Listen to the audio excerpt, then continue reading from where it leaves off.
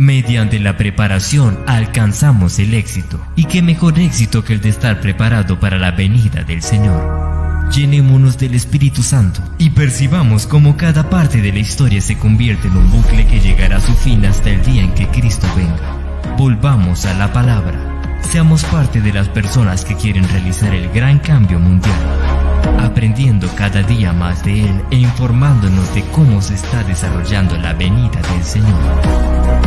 Volvamos a la palabra con el pastor Francisco Flores. Acerquémonos cada día más al regreso de nuestro Dios.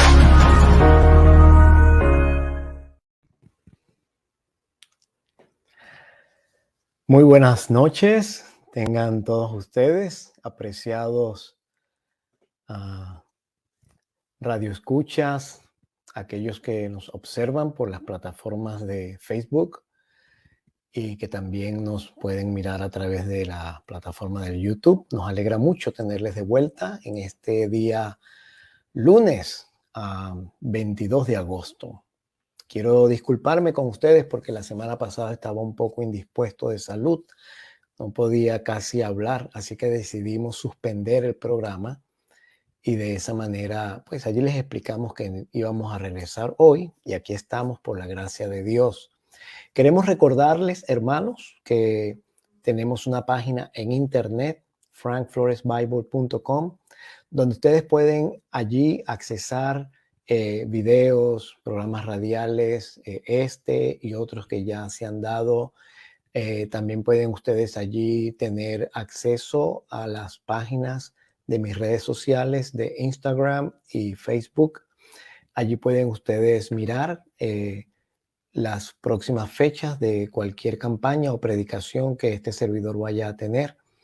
Y pueden ustedes tener la oportunidad de estudiar las doctrinas de la iglesia, escuchar predicaciones, temas, estudios bíblicos. Me pueden escribir a mi dirección electrónica y también pueden ustedes hacer preguntas acerca de textos que no entiendan y con mucho gusto les podemos responder, podemos grabar un video para explicarlo y entonces lo colocamos allí en YouTube para que usted se beneficie y otros también se puedan beneficiar.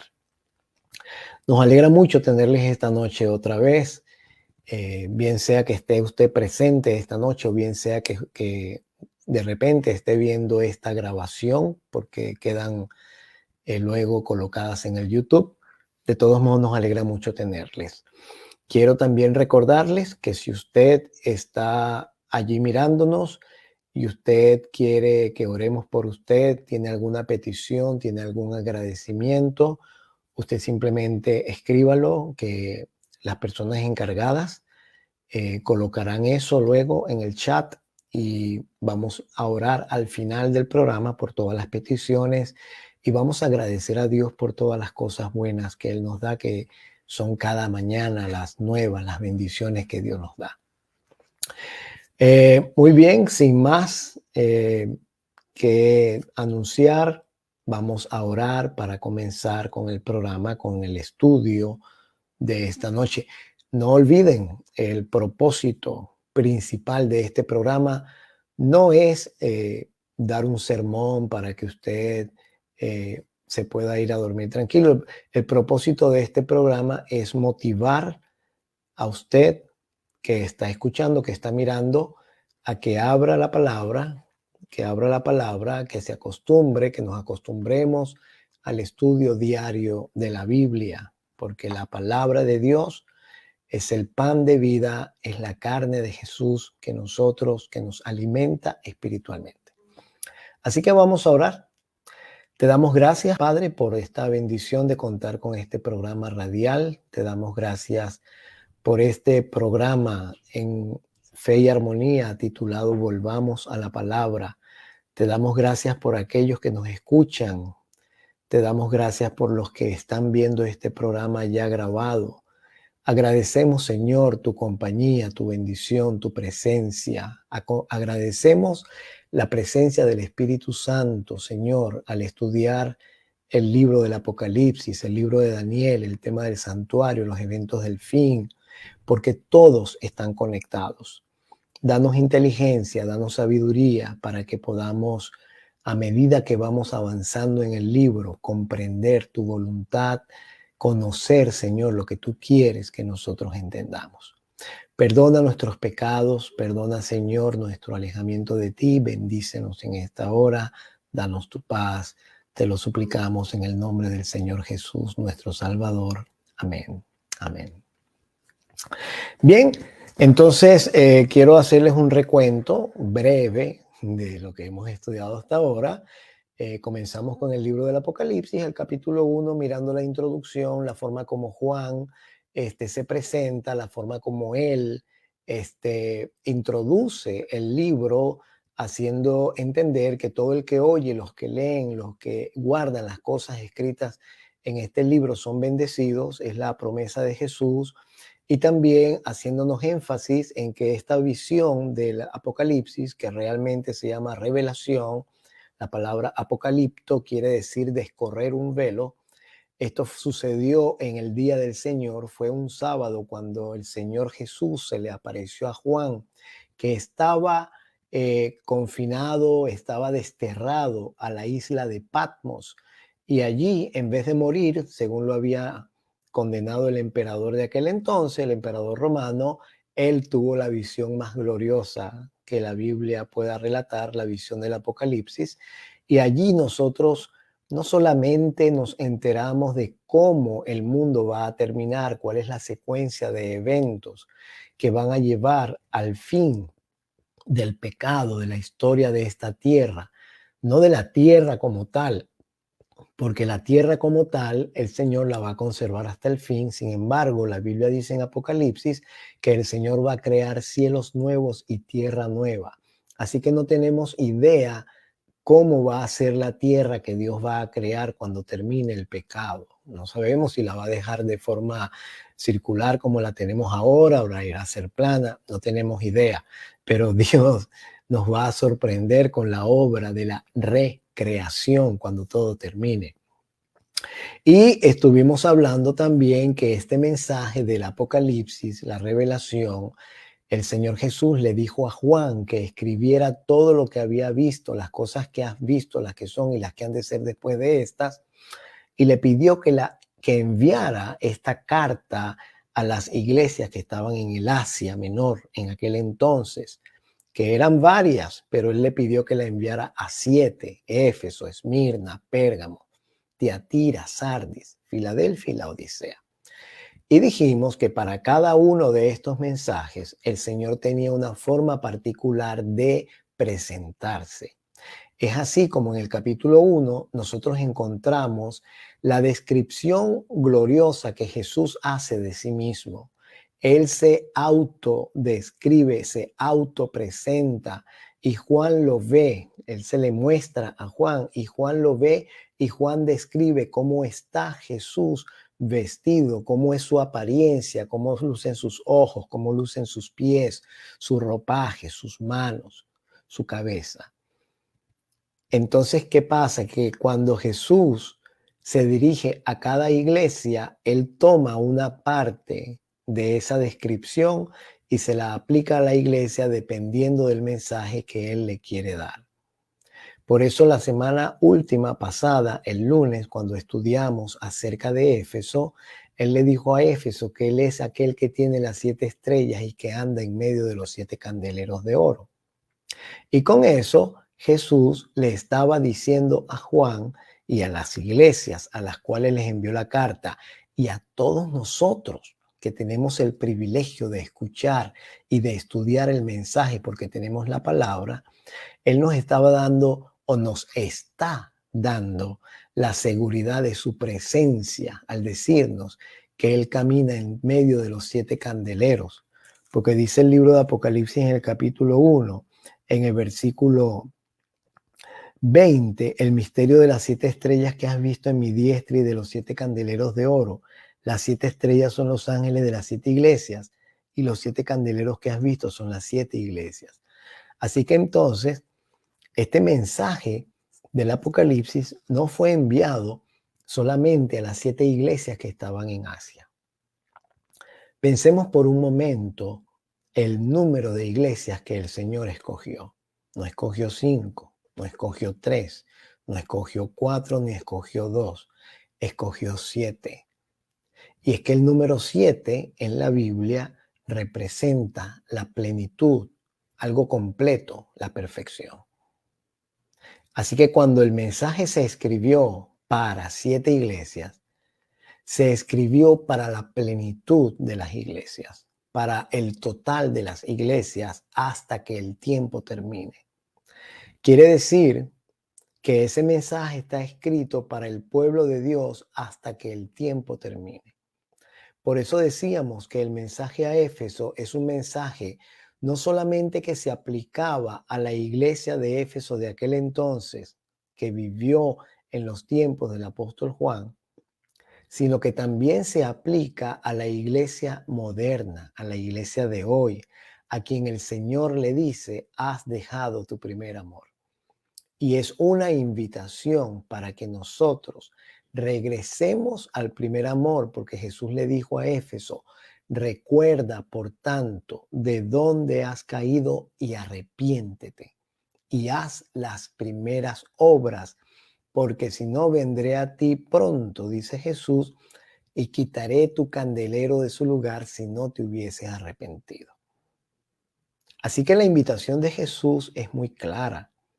Jesús le dice a Éfeso, tú eres una iglesia que te gustaba trabajar, que estabas dándolo todo por mí y de repente tu primer amor se vino abajo. Te despegaste, te desconectaste, como dijimos la semana pasada, de la fuente del amor y quedaste sin el primer amor. Y la Biblia dice en 1 Corintios 13 que aunque uno hable lenguas humanas y angélicas, si uno no tiene amor, nada es. Uno es como un metal que resuena, como un címbalo que retiñe. Y que aunque uno entregue todos sus bienes para dar de comer a los pobres, y aunque uno hable profecía, y aunque uno conozca todas las ciencias y todas las cosas, si uno no tiene amor, de nada sirve. El amor es la base del cristianismo. El amar a Dios y al prójimo como a sí mismo es la base del estudio de la palabra, es la base de la ley, es la base del real cristiano. Así que quedamos nosotros con ese mensaje y finalmente la semana pasada también dijimos la promesa que el Señor le dio a Éfeso, porque Él le dijo a Éfeso, al que venciere, yo le daré a comer del árbol de la vida que está en medio del paraíso de Dios. Hablamos acerca del Edén, hablamos de que Adán y Eva tenían el árbol de la vida en medio del huerto y ellos tenían que comer del fruto del árbol de la vida para mantener la eternidad. Valga decir, hermanos, que la vida eterna no es automática. La vida eterna no es el hecho de que somos transformados como personas nuevas cuando viene Jesús. Porque si bien es cierto que esto mortal, dice Pablo, va a ser vestido de inmortalidad, eso no quiere decir que por eso vamos a ser inmortales. Adán fue creado sin pecado. Adán fue creado perfecto. Adán fue creado en un lugar donde no había nada de mancha de maldición, nada de mancha de maldad, no había en su mente, ni en su corazón, ni en todo su cuerpo defecto alguno. Era perfecto, 100% perfecto. Un cerebro 100% perfecto. Una mente 100% perfecta. Pensamientos 100% perfectos. Cuerpo, órganos, todo 100% perfecto. Sin embargo, esto no le garantizaba a él la eternidad. La garantía de la eternidad para Adán y Eva y también para todos aquellos que aceptamos a Jesús y aspiramos vivir por toda la eternidad, la única garantía de la eternidad es la obediencia. Porque Adán y Eva debían comer del fruto del árbol de la vida cuando estaban en el Edén. Si ellos no se alimentaban del fruto del árbol de la vida, no podían tener vida eterna. Y de hecho, aquí estamos nosotros como ejemplo. Notemos nosotros cómo la raza humana ha venido siendo degenerada a medida que pasan los años. Y eso es porque nosotros no nos alimentamos del fruto del árbol de la vida literalmente. Pues nacemos para morir. Todo ser nace para morir.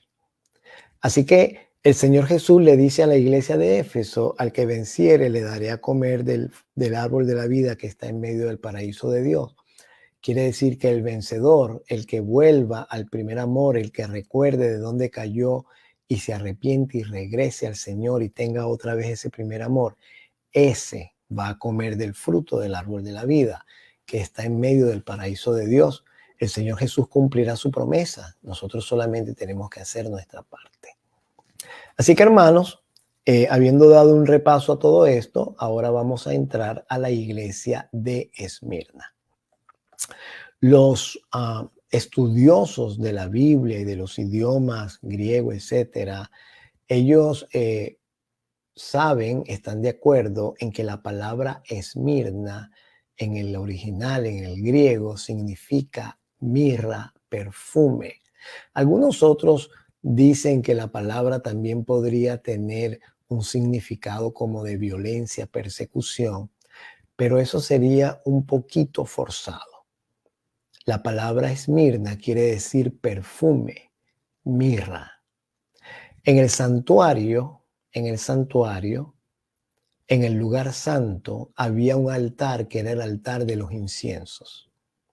El altar de inciensos estaba hecho para que el sacerdote pusiese allí una mezcla aromática que Dios le había dado como fórmula y que no debía ser copiada ni usada para ningún otro altar.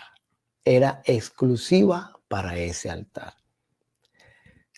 Siendo que se mataban animales en el altar de sacrificios que estaba en el atrio y la sangre del animal que se mataba iba dentro del santuario, el lugar santo, había una cortina que separaba el lugar santo del lugar santísimo. Y esa cortina, sobre esa cortina se rociaba entonces la sangre del animal. ¿Qué sucede? Que como estaban en el desierto, cuando la sangre se secaba y se ponía olorosa, empezaba a soltar olor, el hecho de que eso se hacía todos los días durante un año, excepto un día, bueno, todos los días se hacía, ningún excepto un día, todos los días se hacía. Entonces, la acumulación de esa sangre, por supuesto, causaba un olor no muy agradable.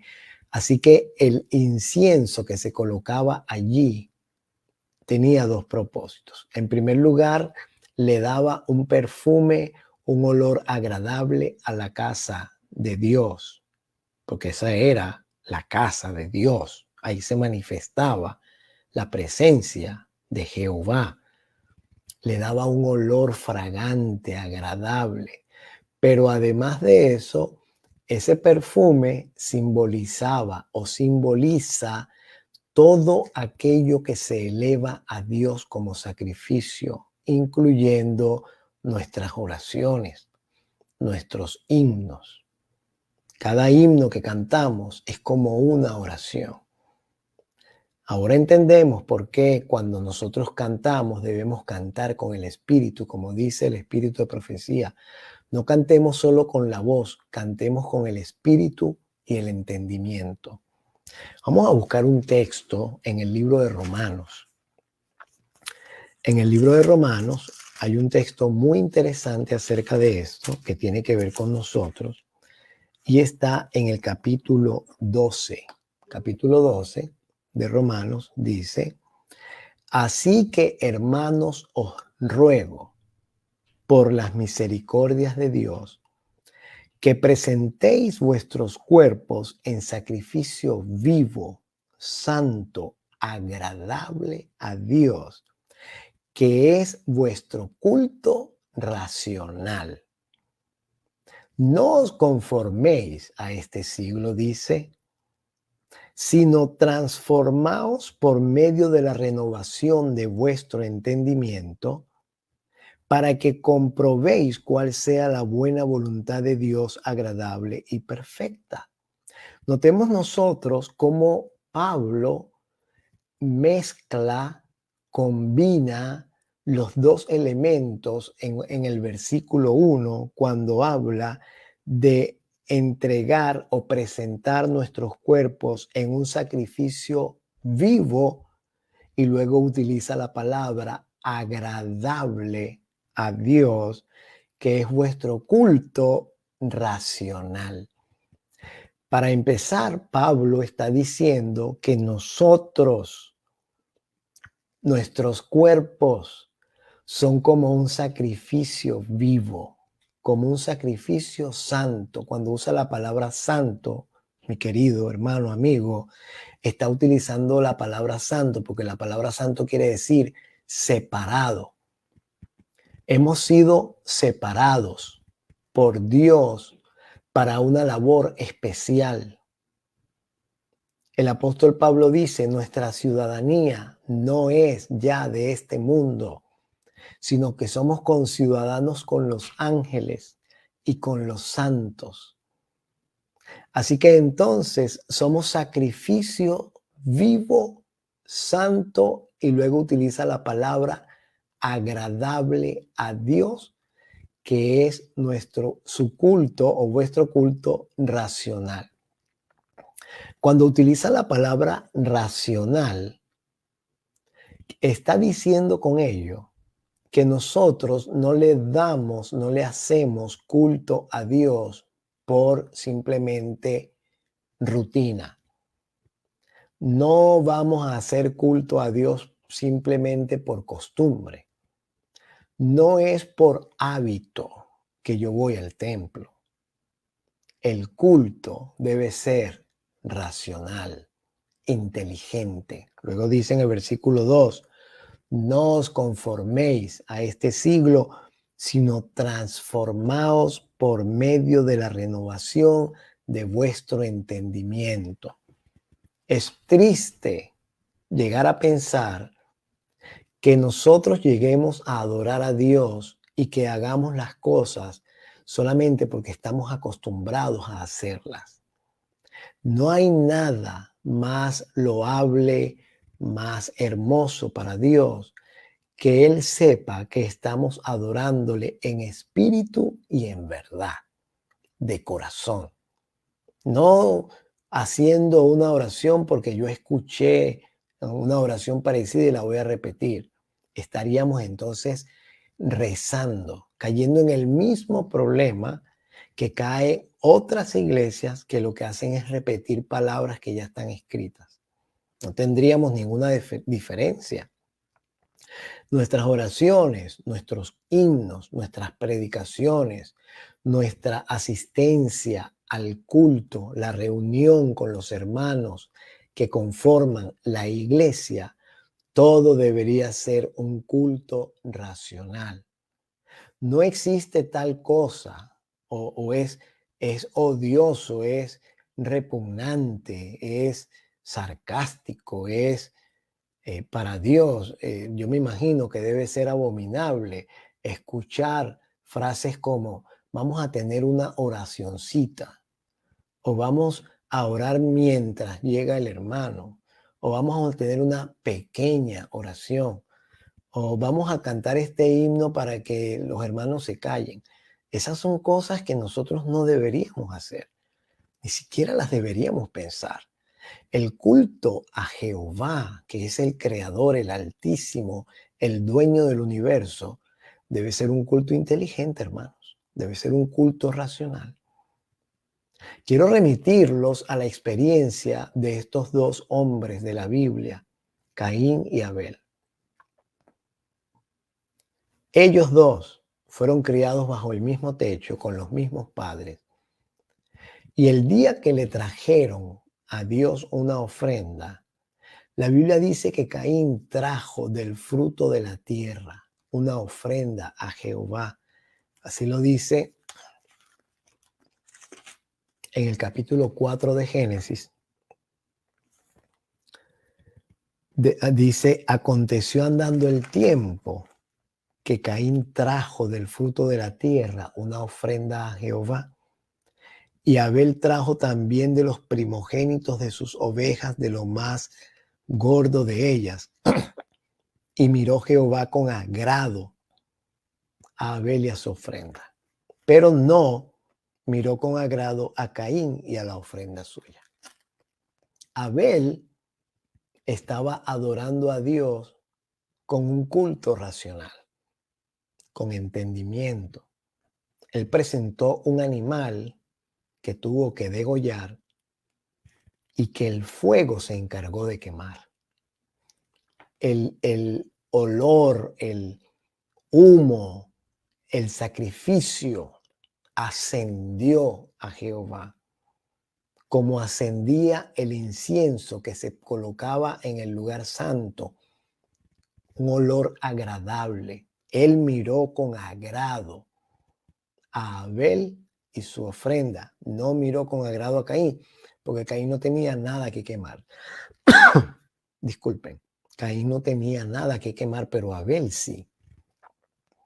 De hecho, fue Dios el que permitió o hizo descender fuego del cielo para quemar la ofrenda de Abel, mas no así la de Caín. Así que, hermanos, nosotros somos sacrificio vivo. Quiere decir que nosotros somos como cartas leídas. Nosotros somos un olor fragante para Dios. Nosotros estamos colocados día a día sobre el altar de los sacrificios. Somos un olor fragante a Jehová. Así que, por lo tanto, tenemos que hacerle un culto racional con entendimiento, no un culto por hábitos o por costumbre. Por eso esta iglesia se llama Esmirna. Esmirna quiere decir mirra, perfume. Seguramente ustedes recuerdan la experiencia de esta mujer que derramó un perfume a los pies de Jesús, y esa historia está allí, está escrita, ¿verdad? En Juan, en el capítulo 19. En el capítulo 19 de San Juan, allí está escrita la historia de cuando María le trajo un perfume. Y vamos a mirarlo. Estaba confirmando simplemente. San Juan, en el capítulo 19. Escuchen lo que dice. Bueno, allí dice en el versículo 39, también Nicodemo, el que antes había visitado a Jesús de noche, vino trayendo un compuesto de mirra y de áloes como 100 libras. La mirra era un perfume que se utilizaba y que se usaba mucho porque era muy costoso y además era muy fragante. Era muy fragante. Y esta mujer, ella trajo ese perfume y lo echó sobre la cabeza y los pies de Jesús y ungió la cabeza y los pies de Jesús. Voy a buscarles el texto para que lo veamos. Ya se los voy a decir. A ver. Ya les vamos a dar el texto para que entonces nosotros vamos a leer San Juan capítulo 11, porque allí también está la referencia. San Juan en el capítulo 11, en el versículo 2. Allí dice también, en el versículo 2 de San Juan, allí dice: María, cuyo hermano Lázaro estaba enfermo, fue la que ungió al Señor con perfume y le enjugó los pies con sus cabellos. Allí está. Y lo podemos ver en San Juan, en el capítulo 12 también, en el versículo 3. Allí dice, San Juan capítulo 12 y versículo 3. Entonces María, dice, tomó una libra de perfume de nardo puro de mucho precio y ungió los pies de Jesús y los enjugó con sus cabellos, y la casa se llenó del olor del perfume. Así que esa era la idea. Cuando colocaban el perfume, el olor del perfume llenaba todo el lugar donde estaban.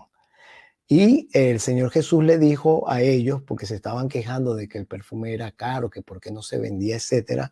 En el versículo 7, déjenla para el día de mi sepultura, guardado esto, porque a los pobres siempre los tendréis con vosotros, mas a mí no siempre me tendréis.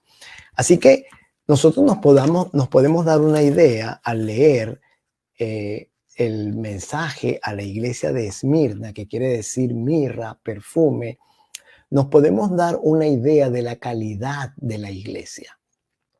Las 7 iglesias del Apocalipsis representan 7 períodos por los cuales atravesó la iglesia cristiana hasta el tiempo en el cual estamos viviendo. Estamos viviendo nosotros ahora en el tiempo final y el mensaje a la 7ª iglesia se aplica especialmente a la iglesia cristiana de este tiempo. Pero, como yo les dije en un programa anterior, los mensajes de las 7 iglesias se aplican a la cristiandad en general. La cristiandad en general tiene entre sus filas personas que han dejado el primer amor y necesitan recordar de dónde cayeron y regresar y arrepentirse. Ahora vamos a ver el mensaje a Esmirna. Dice la Biblia, escribe al ángel de la iglesia en Esmirna, el primero y el postrero, el que estuvo muerto y vivió, dice esto. Ahora notemos la forma como Jesús se está presentando a Esmirna. El primero y el último, o el primero y postrero, que estuvo muerto y vivió. Jesús está diciendo, yo soy aquel que resucité.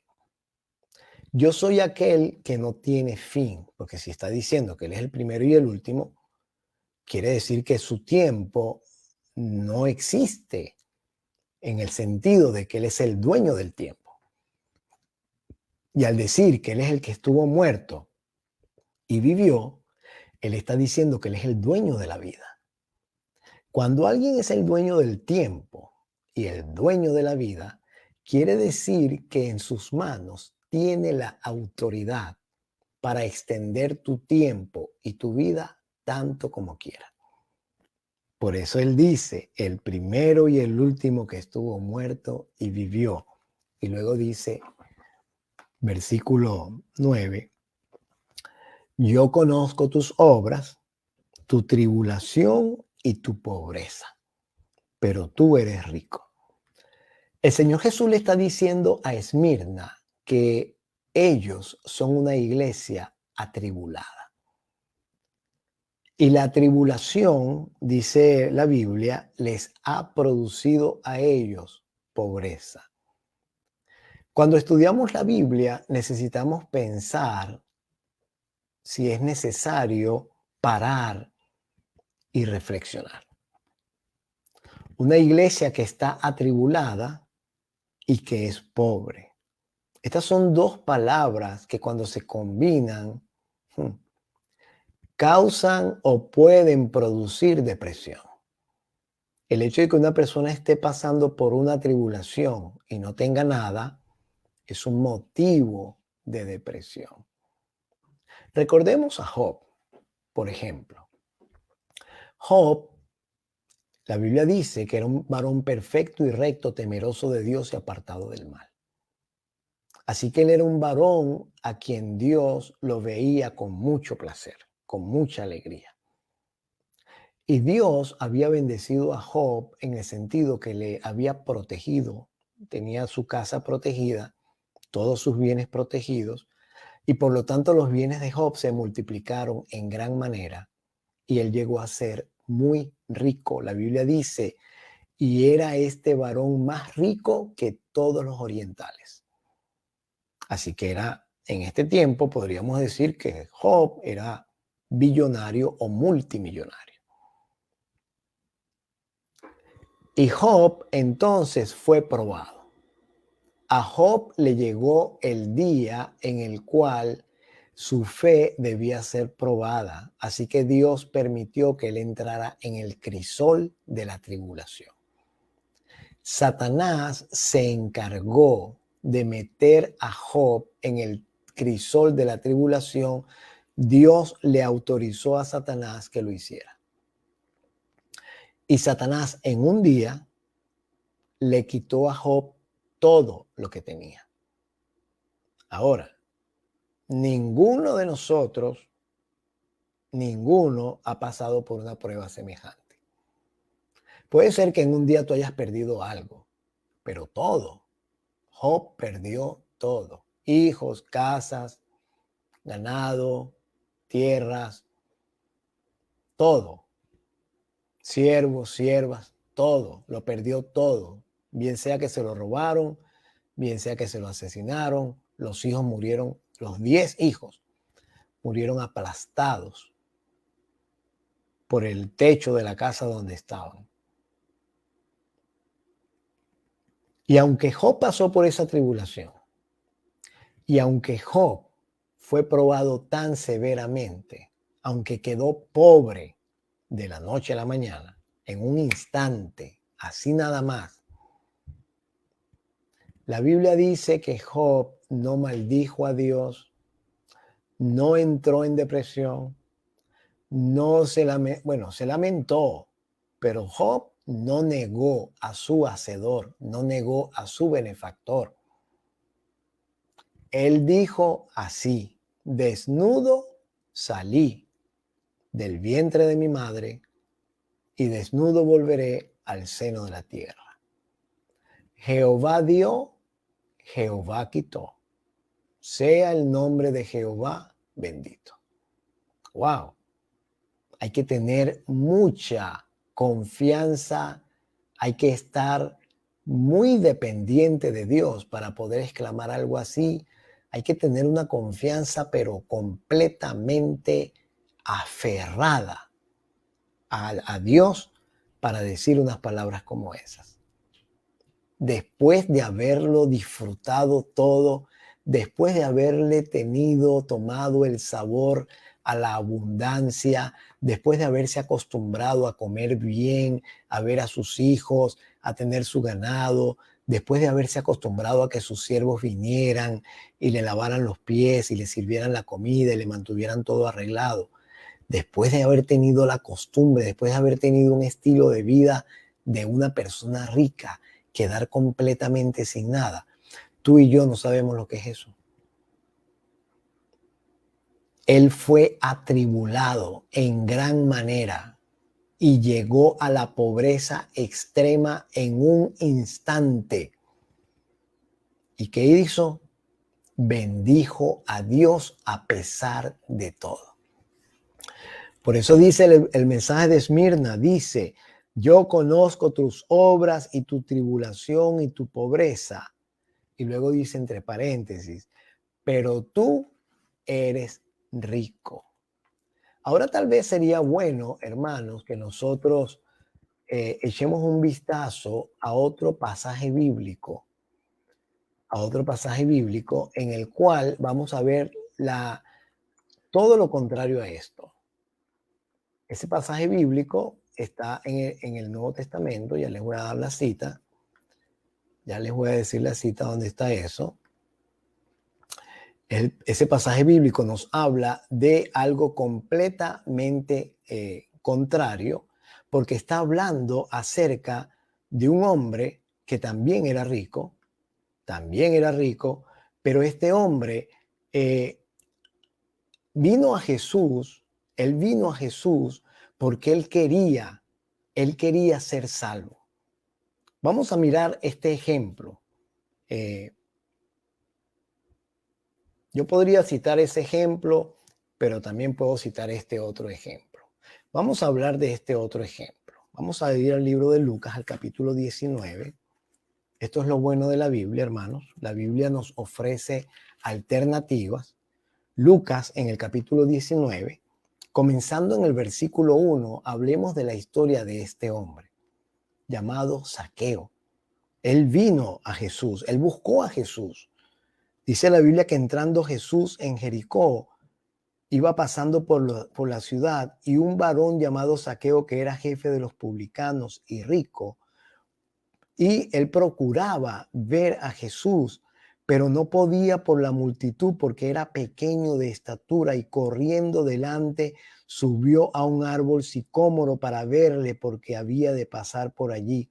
Y cuando Jesús llegó a aquel lugar, mirando hacia arriba, le vio y le dijo: Zaqueo, date prisa, desciende, porque hoy es necesario que pose yo en tu casa.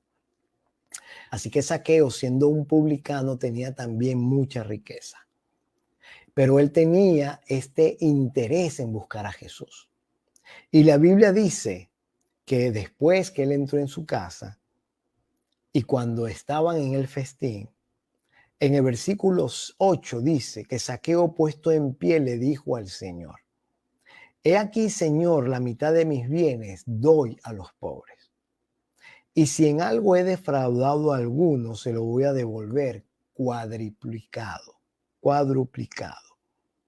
Y cuando Jesús escuchó a Zaqueo haciendo esa confesión, dijo: Hoy ha venido la salvación a esta casa, porque él también es hijo de Abraham. Porque el Hijo del Hombre vino a buscar y a salvar lo que se había perdido. Así que Zaqueo también era un hombre con mucha riqueza. Él no perdió todo, pero el día en que tuvo un encuentro con Jesús, él pensó acerca de todas aquellas personas que él había defraudado, a todas aquellas personas que él había robado, y les devolvió cuadruplicado lo que había tomado de ellos. Y no solamente eso, le dijo a Jesús: la mitad de mis bienes se las voy a entregar a los pobres. Quiere decir que de toda la riqueza que él tenía, él se quedó tal vez con la tercera parte o menos, porque él tuvo que devolver 4 veces más todo lo que él había robado, que quién sabe cuánto sería. Él era publicano, él pedía lo que fuera, no lo que era justo, sino lo que él quería. Así que, hermanos, en el mensaje a Esmirna, el Señor le dice a la iglesia: yo sé que tú has pasado por una tribulación y que has quedado en la pobreza. Sin embargo, le dice: pero tú eres rico. La pobreza material, física, literal, no es indicio de pobreza espiritual. En Mateo, en el capítulo 5, la primera bienaventuranza de Jesús dice: bienaventurados los pobres en espíritu, porque de ellos es el reino de los cielos. Así que, al contrario de lo que nosotros llegamos a pensar, la pobreza espiritual es la que nos va a conducir al cielo. Noten ustedes lo que dice el Señor en el mensaje a la Odisea. Eso lo vamos a ver después. Pero es bueno que añadamos este detalle aquí. Dice en el versículo 17 del capítulo 3, en el mensaje a la Odisea, dice: porque tú dices, yo soy rico y me he enriquecido y de ninguna cosa tengo necesidad. La Odisea piensa o dice de sí misma que es rica, que se ha enriquecido y que no tiene necesidad de nada. Al contrario de Esmirna, el Señor le dice a Esmirna: yo conozco tus obras, tu tribulación y tu pobreza, pero tú eres rico. La diferencia entre Esmirna y la Odisea es que Esmirna no dice nada de sí misma. Dios la describe, Jesús la describe. Eres una iglesia atribulada, eres una iglesia que está en mucha pobreza, pero aun cuando estás en esa situación, para mí, dice Jesús, eres rica. La Odisea, por lo contrario, se dice de sí misma que es rica, que está enriquecida y que no tiene necesidad de nada. Dos cosas completamente antagónicas, opuestas. Dos características totalmente alejadas la una de la otra. pero la experiencia de Esmirna, la experiencia que Esmirna tiene es la que al Señor realmente le interesa. Luego dice en el versículo 8, le dice, yo conozco tus obras, y después le dice, y la blasfemia de los que dicen ser judíos y no lo son, sino que son sinagoga de Satanás. Es una grave acusación. En el tiempo de Cristo, el judío era el cristiano.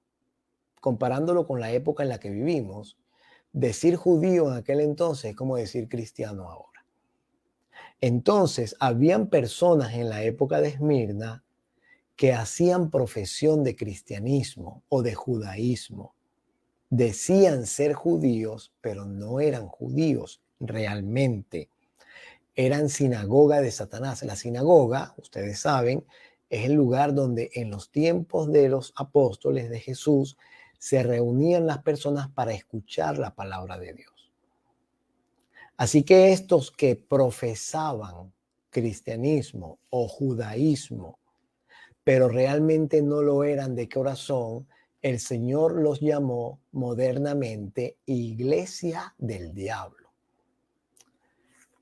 Vamos al libro de Romanos, al capítulo 2, porque en el capítulo 2 del libro de Romanos hay Pablo hace una exposición completa acerca de este tipo de judíos que existió en los tiempos de Esmirna.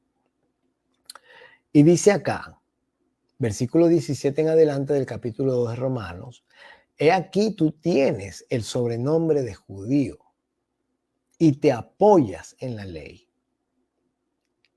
y te glorías en Dios y conoces su voluntad e instruido por la ley apruebas lo mejor.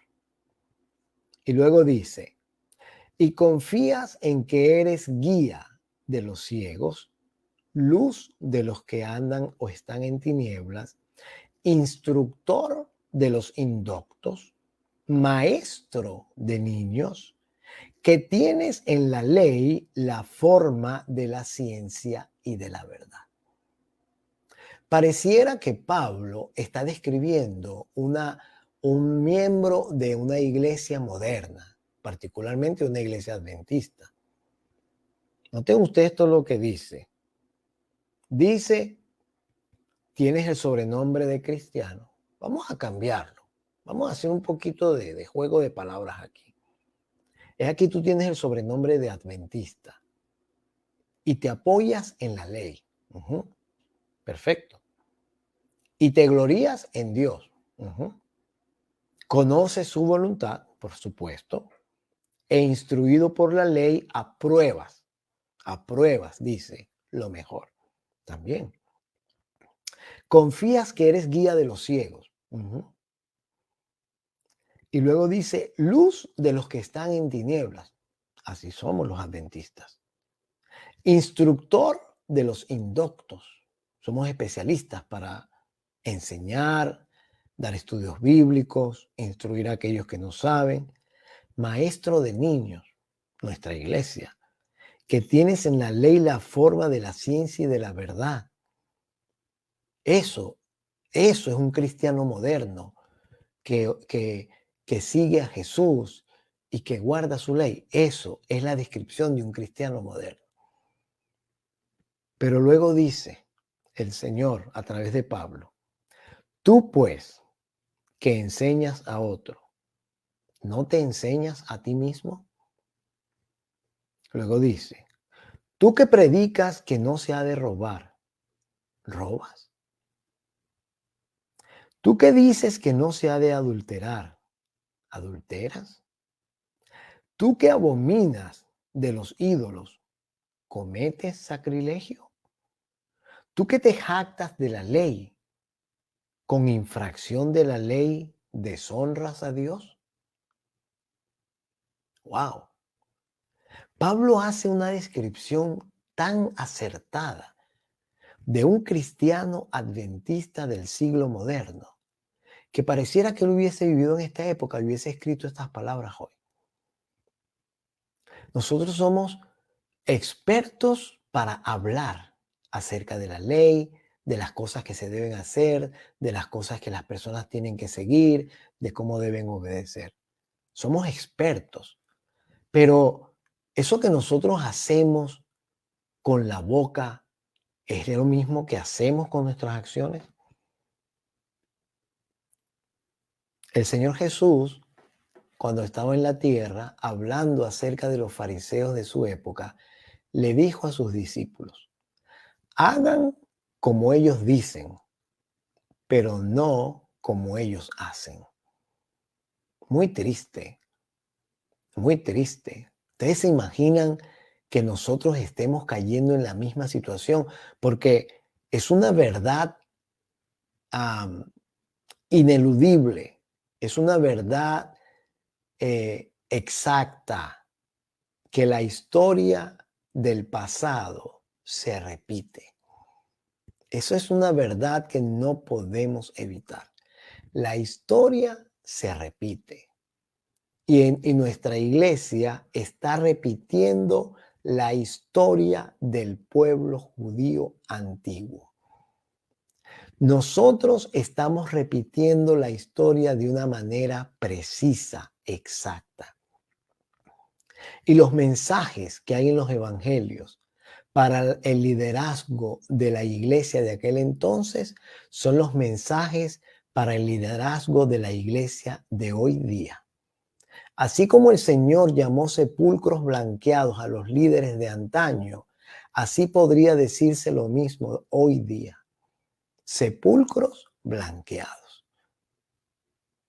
Porque para hablar somos expertos, pero para hacer somos pésimos. Pésimos. Y tenemos que reconocerlo. Que conociendo la verdad y sabiendo lo que debemos hacer, no vivimos a la altura de lo que conocemos. Seamos sinceros. No tratemos de tapar el sol con un dedo. Seamos líderes o miembros de iglesia. Nuestra vida refleja poco de todo el conocimiento que tenemos en cuanto a salud, en cuanto a vida espiritual, en cuanto a adoración, en cuanto a cada aspecto de nuestra vida espiritual. Reflejamos poco de todo lo que sabemos. Esmirna, el Señor Jesús le dijo: tú tienes tribulación y pobreza, pero eres rica. Pero la iglesia de hoy día está al revés. Nosotros tenemos riqueza, pero somos pobres. Y sigue diciendo el apóstol Pablo en Romanos, porque el tiempo se avanza, y hoy no vamos a terminar el mensaje de Esmirna, por supuesto, pero lo vamos a continuar el miércoles. Dice: tú pues que enseñas a otros, no te enseñas a ti mismo. Tú que predicas que no se ha de robar, robas. Tú que dices que no se ha de adulterar, adulteras. Tú que abominas a los ídolos, cometes sacrilegio. Tú que te jactas de la ley, con infracción de la ley deshonras a Dios. Y luego dice: porque está escrito, el nombre de Dios es blasfemado entre los gentiles por causa de vosotros. Pues en verdad, dice, y voy a cambiar las palabras, la circuncisión, que es el moderno bautismo, voy a usar la palabra bautismo, pues en verdad el bautismo aprovecha si guardas la ley. Pero si eres transgresor de la ley, tu bautismo llega a ser un no bautismo. Así pues, escuchen bien lo que dice Pablo, inspirado por el Espíritu de Dios. El que no es bautizado y guarda las ordenanzas de la ley, si el que no es bautizado guardare las ordenanzas de la ley, no será tenido su no bautismo como bautismo. Ahora ustedes se dan cuenta, hermanos, de que no toda persona que nosotros pensamos que no se va a salvar se va a perder. Y no toda persona que nosotros aseguramos que se va a salvar realmente se va a salvar. Por eso dice el Espíritu de Profecía que en el cielo vamos a tener 3 sorpresas. La primera, vernos salvos a nosotros mismos. La segunda, encontrar en el cielo personas que no pensábamos que se iban a salvar. Y la tercera, no encontrar o no buscar o no ver a las personas que asegurábamos que iban a estar en el cielo. Continuaremos con el mensaje Esmirna el próximo miércoles. Por ahora, en estos 5 o 4 minutos que nos quedan, vamos a orar y vamos a pedir al Señor de corazón que nos transforme y nos ayude a tener una realidad espiritual acorde con el tiempo que vivimos. Hermana María Angélica, estaremos orando por sus peticiones. Ella está pidiendo que oremos por su familia. Y si alguien más tiene una petición y está presente ahora mismo, usted puede colocarla en el pensamiento o tenerla allí. Vamos a orar por sus peticiones porque ya solamente tenemos aproximadamente unos 3 minutos antes de cerrar. Queremos agradecer a todos ustedes que han estado allí pendientes del programa y asistiendo a esta cita. Así que vamos a orar y oramos diciendo gracias, Padre, por darnos este privilegio de tener tu palabra, de estudiarla, de meditar, reflexionar en ella. Gracias, Señor, por el mensaje de tu palabra. Gracias por las amonestaciones que tú nos das. Lo haces tú, Señor, porque nos amas, porque sabes que el tiempo está por terminar y quieres que nosotros tengamos una reforma, un reavivamiento y volvamos a ti de corazón y que seamos personas transparentes delante de ti. Ayúdanos, Señor, como hijos tuyos, como cristianos, no solamente a saber, sino a vivir. Ayúdanos a vivir antes de hablar. Ayúdanos a hablar solamente aquello que vivimos.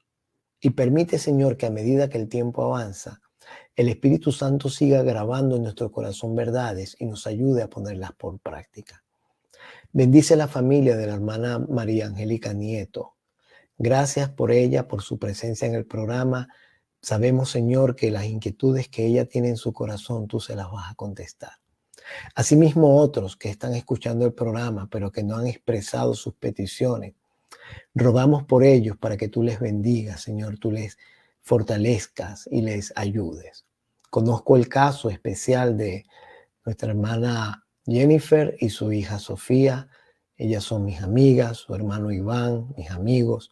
Pedimos por ellos para que tú intercedas, Señor, en ese caso. Tú conoces muy bien cuál es y que tú puedas continuar haciendo milagros en la vida de ellos.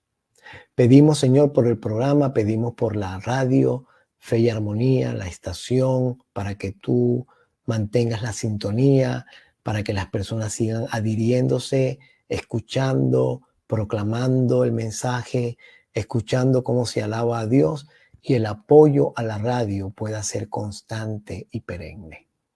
Gracias por escucharnos, Señor. Gracias por contestarnos, oh Padre Santo. Estamos orando, estamos hablando contigo, no porque haya méritos en nosotros, sino por los méritos de Jesús. Él es nuestro Salvador. A Él le damos la honra, la gloria y le damos nuestras vidas también. Amén. Amén. Muchas gracias. Dios les bendiga. Nos vemos el miércoles, 8, hora de Colombia, 9, hora este. frankfloresbible.com. Ese es mi sitio de internet. Volvamos a la palabra. Ese es el programa. Esa es la idea.